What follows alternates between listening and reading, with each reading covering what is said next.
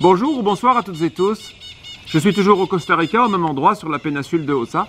Et cet endroit accueille notamment beaucoup de perruches et de perroquets, on en entend d'ailleurs. Et surtout, beaucoup d'aras rouges. Je vous ai déjà montré l'ara de Buffon dans une autre leçon. Rien à voir avec le sujet, juste pour le plaisir de partager. Ici, je ne vais pas vous montrer une séquence vidéo, même si j'en ai. Je vous montre juste une photo qui m'impressionne assez sur des oiseaux qui viennent très bas dans les arbres pour trouver des fruits, qui n'ont absolument pas peur des gens. C'est un vrai régal. Ceci dit, tout n'est pas rose au Costa Rica. Je sais que ce pays a une image extrêmement positive, où on croit que c'est un paradis. Je constate, je vais en parler dans une prochaine vidéo sur un autre sujet, sur l'Amérique centrale, que c'est le pays apparemment au monde qui utilise le plus de pesticides par habitant. Donc on est loin du paradis qui respecte la nature. Et malheureusement, une mauvaise nouvelle, le Costa Rica s'est mis, comme l'Indonésie, à faire de l'huile de palme industrielle et à remplacer les forêts par des palmiers à huile. Donc on n'est pas du tout sur quelque chose de positif, c'est même très décevant. Le côté positif, c'est qu'il reste des zones protégées, assez nombreuses, assez grandes par rapport à la taille du pays. Et tant qu'il y a des touristes pour venir les visiter, on peut espérer qu'elles sont, on va dire, en sécurité, en tout cas pour l'instant. Je ferai une vidéo sur l'ara rouge, et d'ailleurs sur l'ara de Buffon aussi. Je suis un peu dépassé par tout ce qu'il y a à faire, et par ma situation qui m'oblige à passer pas mal de temps à faire des recherches pour voir ce qui va se passer ensuite. Par contre, je ne vais pas tourner d'image de la rousserolle verderolle, il n'y en a pas ici, mais je constate avec plaisir qu'il y en a beaucoup sur YouTube, et notamment, je vous invite vraiment à découvrir cette chaîne de BirdLife Suisse, pour deux raisons. D'abord, ce que j'ai vu de cette chaîne que je viens de découvrir, pour être tout à fait honnête, me semble très positif. Et puis quand je vois une organisation comme ça, qui a l'air de faire du bon travail, n'avoir que 2000 abonnés, c'est dommage. Alors pourquoi pas les rejoindre, vous abonner et découvrir un petit peu ce qu'ils font. Et je vais vous montrer quelques extraits de leur oiseau de l'année. C'est une coïncidence, hein. C'est en cherchant des images à vous montrer sur la rousserolle verderolle, sur laquelle j'ai décidé de faire une vidéo entière, enfin une leçon qui ne parle que de cette espèce, que je suis tombé sur cette vidéo de BirdLife Suisse. Et ils disent c'est leur oiseau de l'année 2023. Alors, est-ce que c'est un oiseau si particulier pour qu'ils en fassent un oiseau de l'année et que j'en fasse une leçon complète? Eh bien, la réponse est oui. Et comme ils le disent dans cette vidéo, c'est pas parce que c'est un oiseau coloré, au contraire, c'est un oiseau très peu coloré, mais il y a plein d'autres choses. Je vous laisse quelques extraits, et puis on va en parler un tout petit peu, et vous allez voir dans notre formation comment tout ça s'insère de façon cohérente.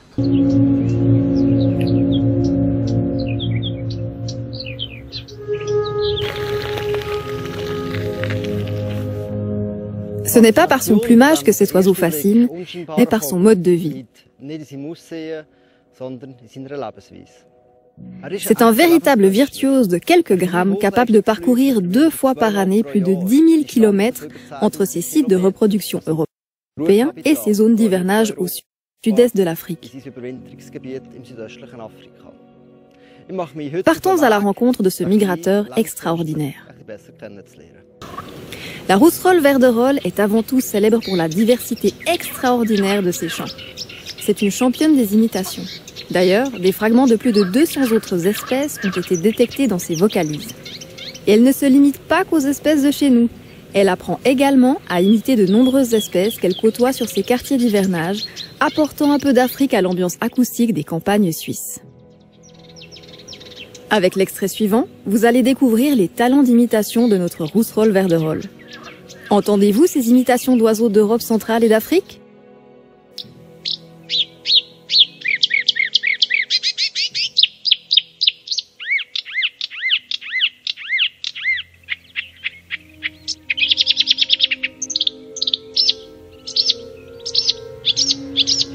En Suisse, plus de 90% des zones humides ont été drainées et détruites.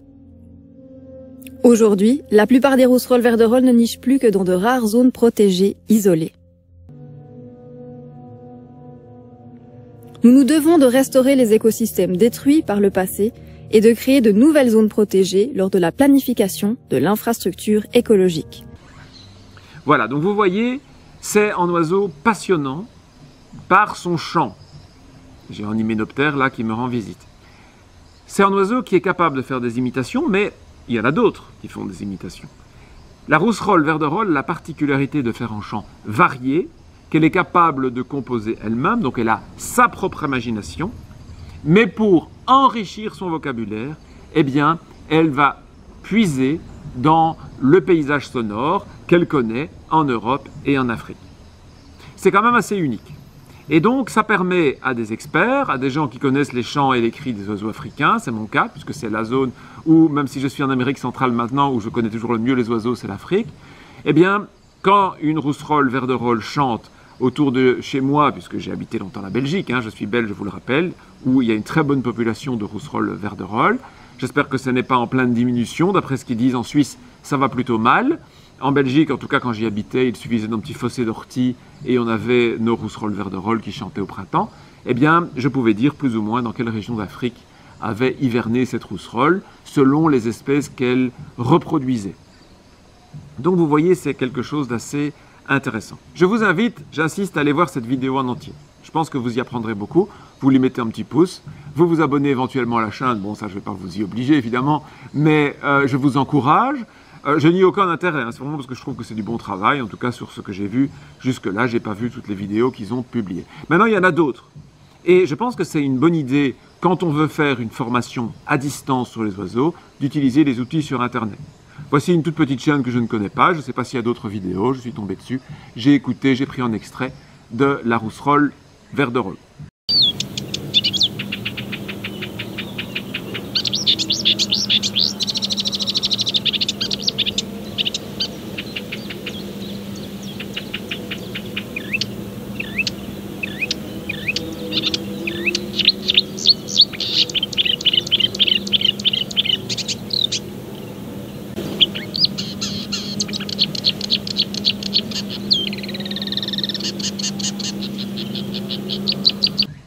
Pour apprendre à connaître les oiseaux et pas seulement à les reconnaître, on peut s'intéresser à quelque chose de particulier que l'on découvre soi-même ou que l'on découvre grâce à une leçon, par exemple de la formation ornitho avec moi. Mais il y a évidemment plein d'autres manières de découvrir un point particulier de l'ornithologie qui tout d'un coup vous parle, vous passionne.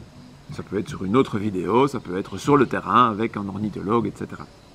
Si vous vous rendez compte de l'intérêt à étudier de plus près le chant de la rousserolle verderolle, vous n'êtes pas obligé de seulement réfléchir à son identification, mais seulement à écouter toutes les variétés. Je vous l'ai déjà dit, je le répète, une très bonne manière d'avoir accès à plein de chants différents d'une espèce comme ça, enregistrés en France et dans d'autres pays pour comparer les accents s'il y en a, etc., eh bien c'est Xenocanto. Écoutons ensemble quelques chants de Xenocanto.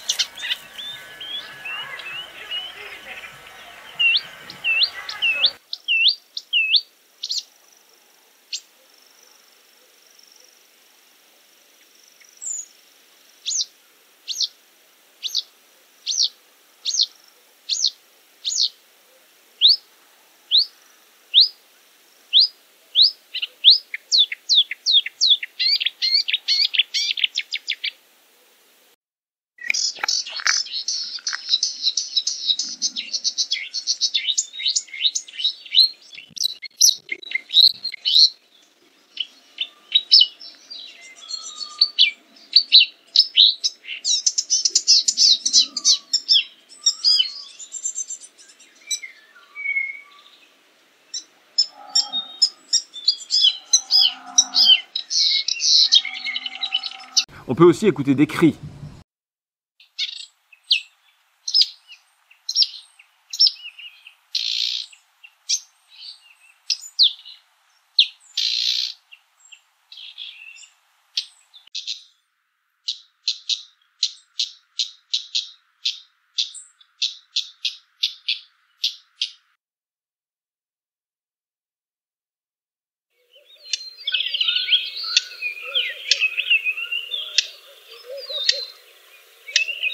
D'ailleurs, ce cri que je viens de passer là, en dernier, c'est le cri que j'ai entendu au Maroc quand j'ai découvert la première rousserolle verderolle du Maroc.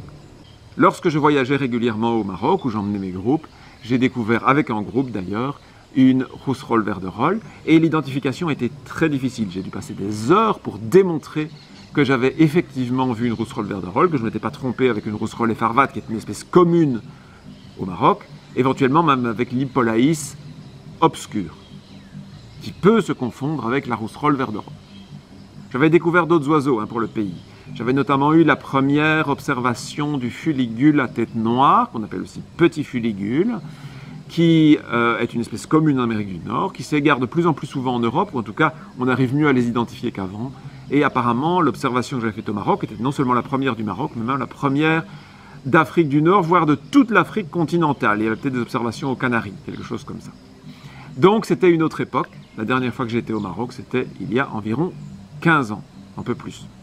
Eh oui, ça a dû changer. Bien, alors, ça m'a donné envie de connaître un peu mieux les rousserolles, mais je ne suis pas un expert des rousserolles, je tiens à le préciser. Il y a des ornithologues qui connaissent beaucoup mieux ça que moi. Surtout que j'en vois plus, puisque je suis en Amérique, où il n'y en a pas.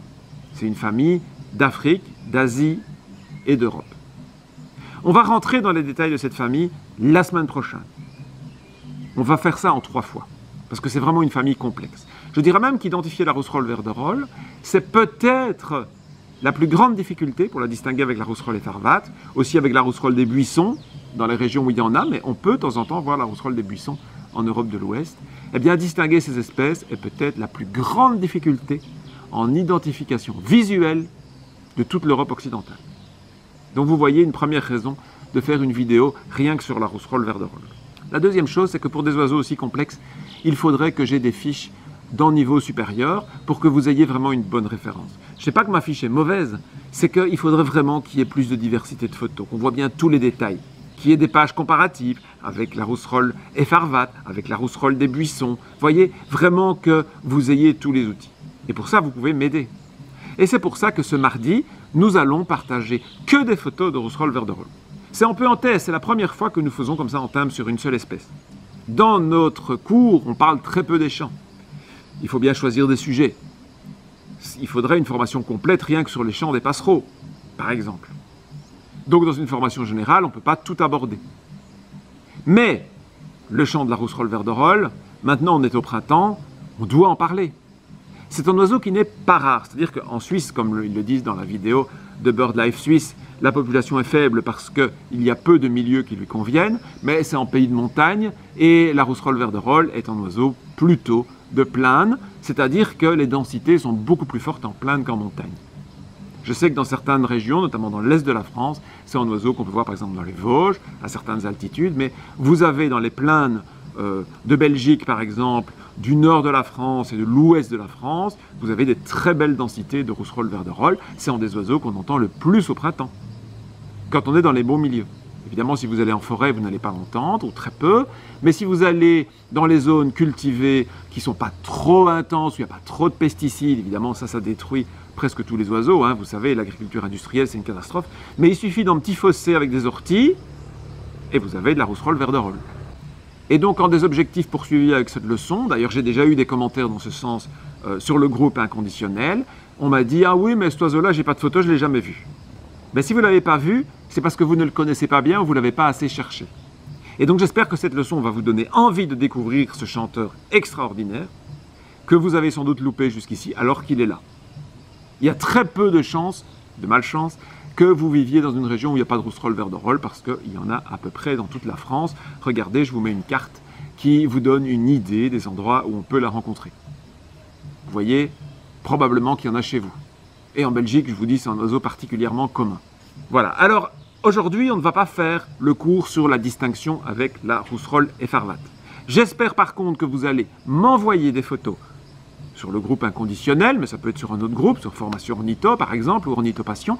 Vous pouvez publier vos photos de rousserolle vert-de-rôle, et s'il y a des photos qui me semblent intéressantes pour enrichir ma fiche, eh bien je vous demanderai la permission de l'utiliser. Si oui, eh bien vous me l'enverrez par email pour ne pas avoir la compression de Facebook, et en même temps, d'avoir un email qui confirme que vous me permettez de publier la photo. Ceci est la leçon 24.